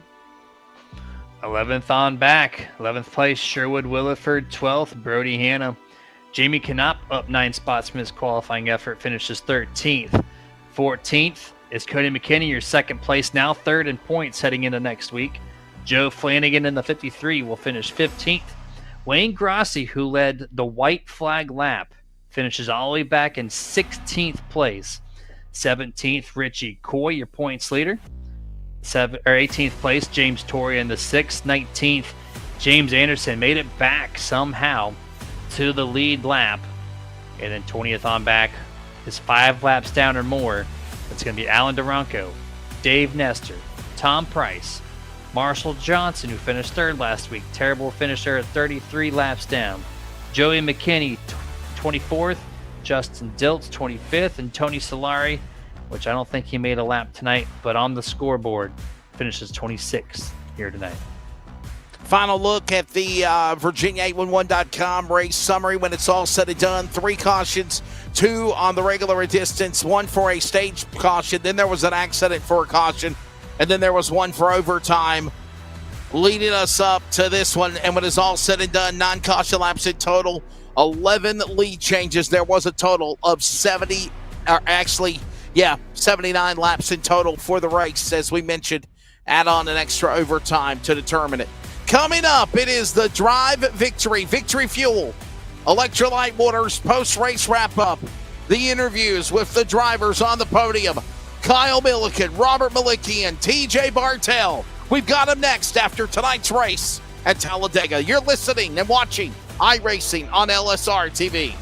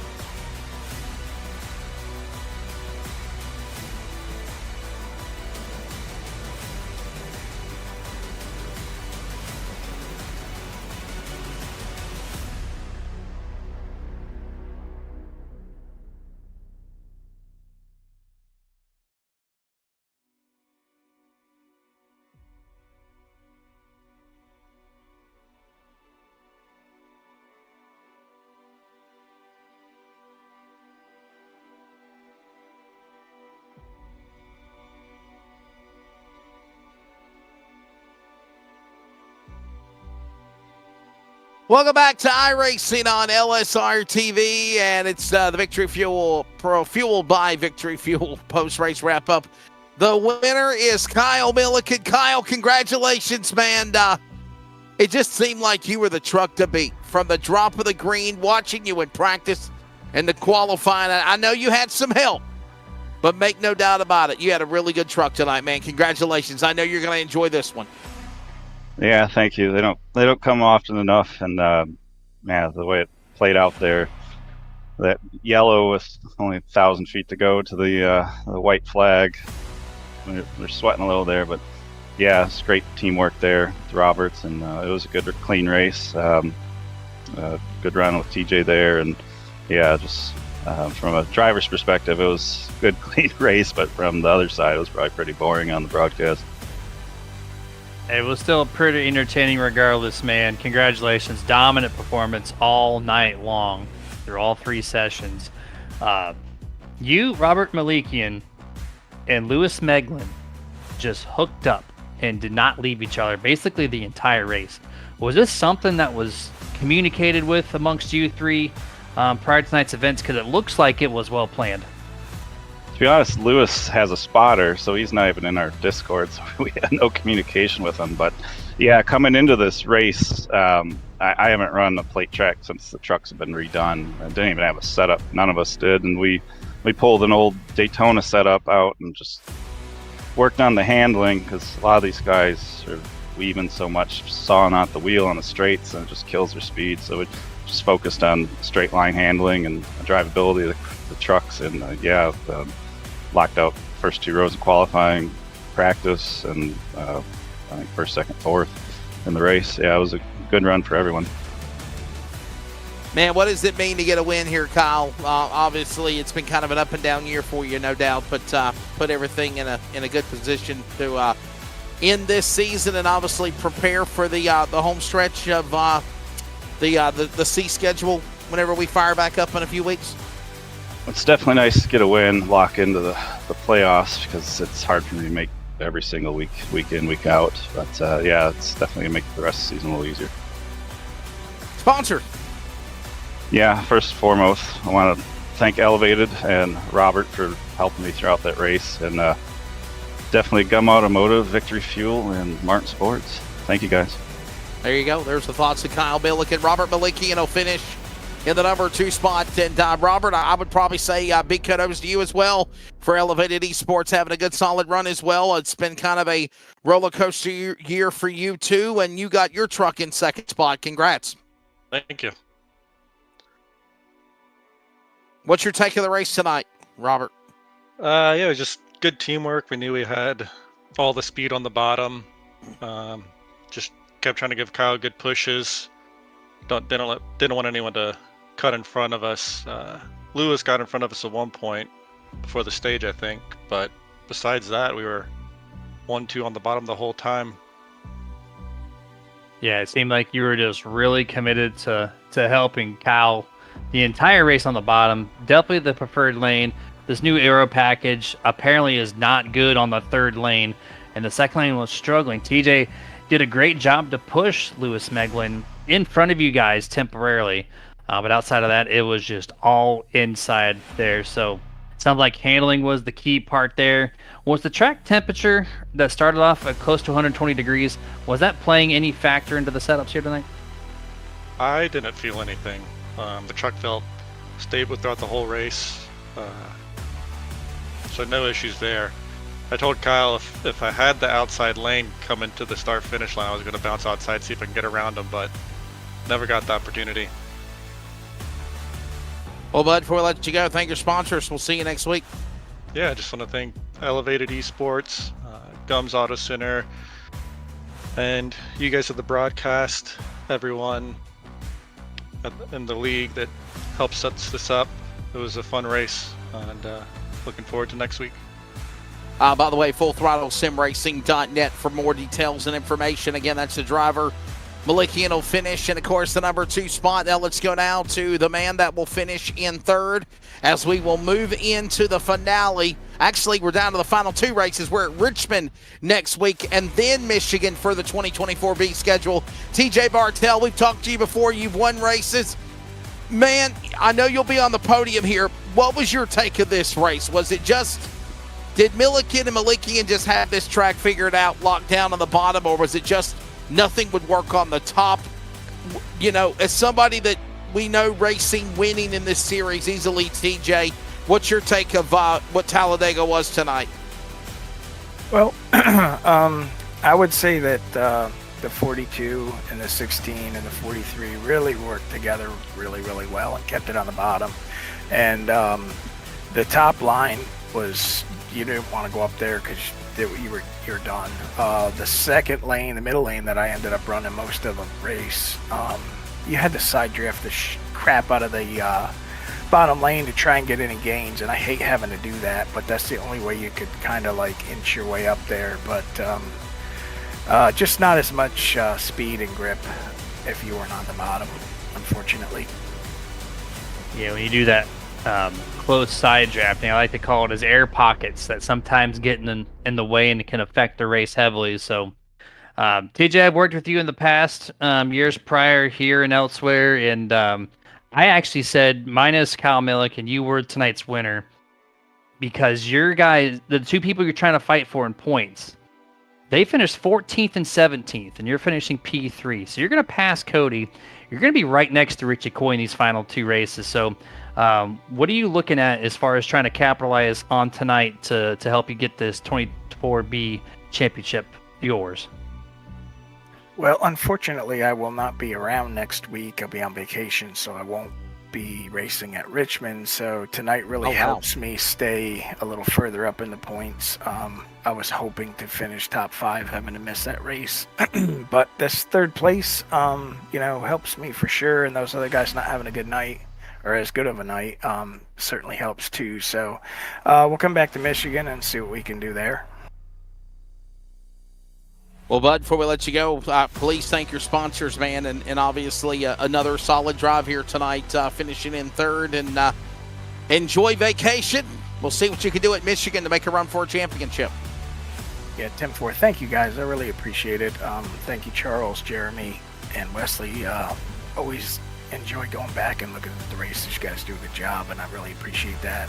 I want to thank Brody and the admins that give us a great place to race. The competition here is so fierce. I mean, it was white knuckle the whole race trying to, make moves and stuff, and everybody was really clean. So that's really awesome at a plate track. Got to thank Wayne Grassi Engineering for setups. Truck was pretty fast. Got to thank my teammates Wayne Grassi Sherwood Williford and Bobby Terrell, and especially Bobby pushing me at the end. Got 2 jacked up restarts that didn't help my cause any, and then Bobby was able to really give me a good push, so very happy with that. Got to thank DeWalt Tools and Toyota. TJ, you're not feeling well? I'm feeling good. Just my voice goes in and out. Oh, I got to thank Sim Racing Points for sponsoring our series as well. There you go. All right. Well, there he is, Bartel. He'll finish in the 3rd spot. Richmond Short Track Racing next week. Michigan in 2 weeks. Obviously, Kyle Milliken, Robert Malicki, and TJ Bartel in the Drive Victory Fuel post-race wrap-ups. We're going to get off the air. Jeremy, your final take of tonight here at Talladega, sir. It was Talladega. It was a great race overall. We learned a lot about the aero package here tonight. And, there's some homework to be done with some of the teams. But overall, it's a classic FTSR race. Very clean, very well done. It was a great race overall. Follow FullThrottleSimRacing.net and Full Throttle Sim Racing on Facebook, as well as at iRacing and LSRTV on Facebook, X, and Instagram. For Rocket Media, Jeff Stabnow, Charles Wooten. For Jeremy Stanley, this is Wesley Outland. Our next broadcast will be Monday night at Indy for this series, next Wednesday night at Richmond. Good evening.